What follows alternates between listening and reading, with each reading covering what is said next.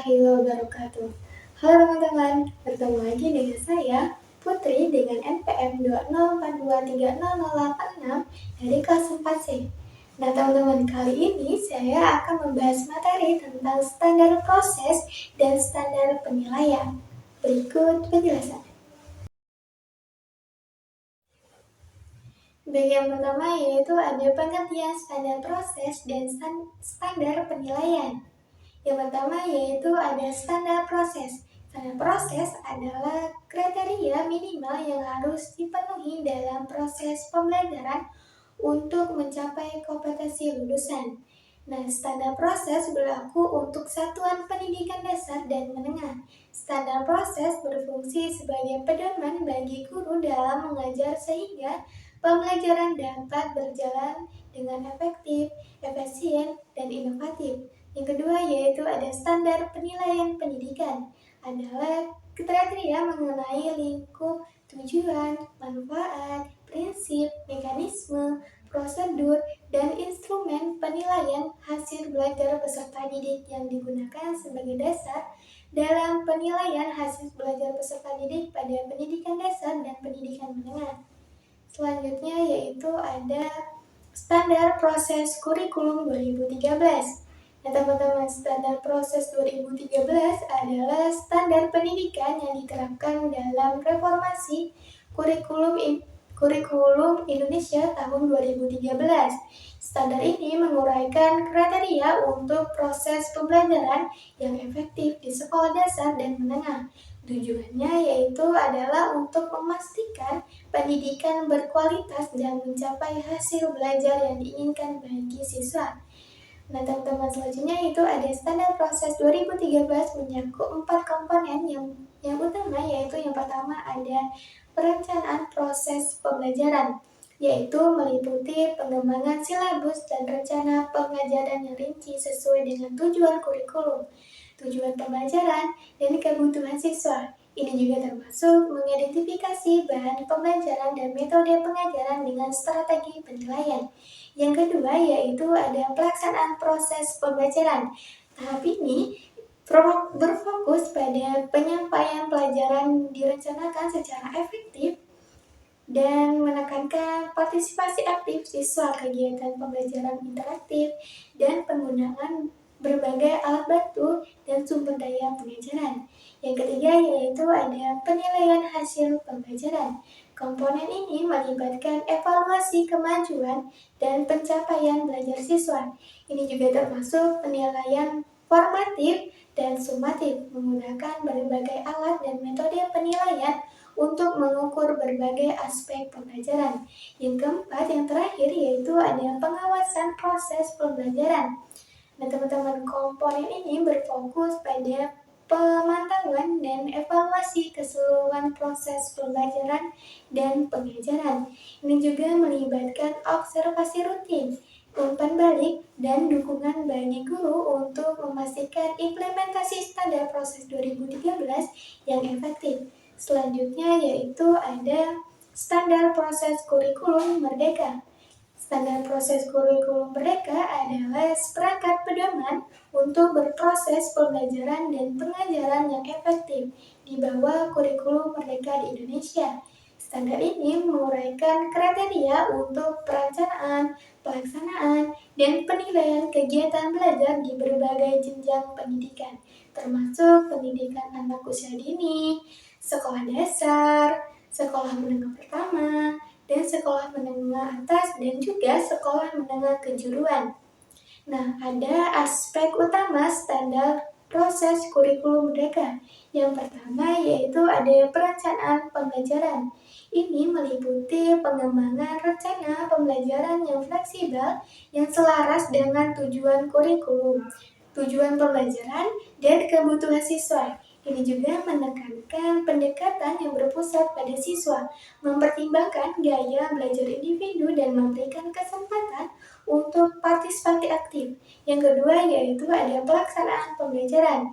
Tahap ini berfokus pada penyampaian pelajaran yang direncanakan dengan cara yang interaktif, menarik, dan memotivasi. Ini mendorong siswa untuk berpartisipasi aktif, mengeksplorasi kreativitas mereka dan mengembangkan kemandirian mereka berdasarkan minat dan kemampuan mereka. Yang ketiga yaitu ada penilaian hasil pembelajaran. Komponen ini melibatkan evaluasi dan kemajuan pencapaian belajar siswa menggunakan penilaian formatif dan sumatif. Ini menekankan penggunaan berbagai alat dan metode penilaian untuk mengukur berbagai aspek pembelajaran, termasuk pengetahuan, keterampilan, dan sikap. Selanjutnya yaitu ada kesimpulan standar proses dan standar penilaian kurikulum 2013 dan kurikulum merdeka. Yang pertama yaitu ada standar proses 2013. Telah diterapkan di sekolah-sekolah Indonesia sejak tahun 2013. Standar ini memberikan dampak signifikan terhadap praktik pengajaran dan pengembangan kurikulum.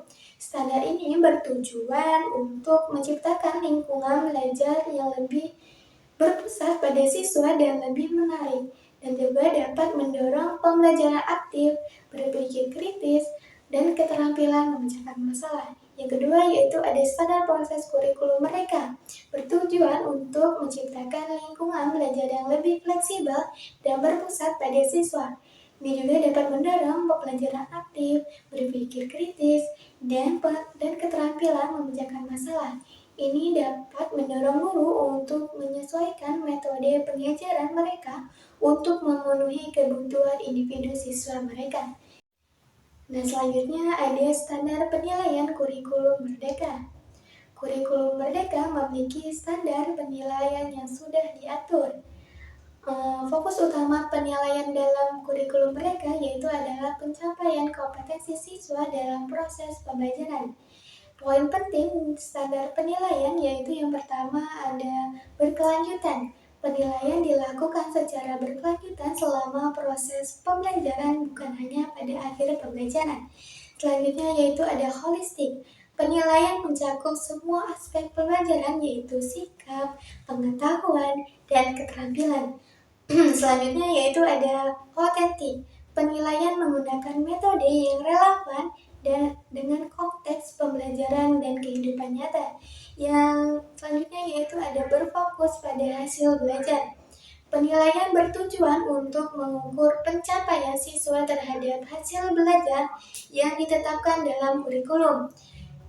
Selanjutnya yaitu ada bersifat formatif dan sumatif. Penilaian formatif digunakan untuk membantu kemajuan siswa dan memberikan umpan balik, sedangkan penilaian sumatif yaitu digunakan untuk mengevaluasi pencapaian belajar siswa secara keseluruhan. Selanjutnya yaitu ada standar penilaian kurikulum 2013. Standar penilaian kurikulum 2013 yaitu diatur dalam Permendikbud nomor 66 tahun 2013 tentang standar penilaian pendidikan. Kurikulum 2013 menekankan penilaian yang berkelanjutan, holistik, dan otentik.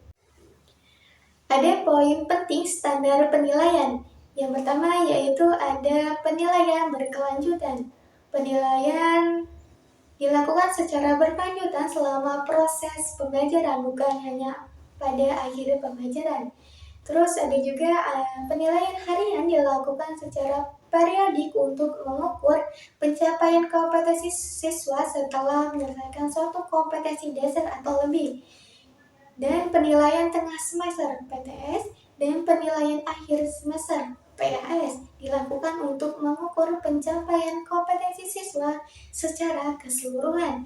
Yang kedua yaitu ada penilaian holistik. Penilaian mencakup semua aspek pembelajaran yaitu sikap, pengetahuan, dan keterampilan.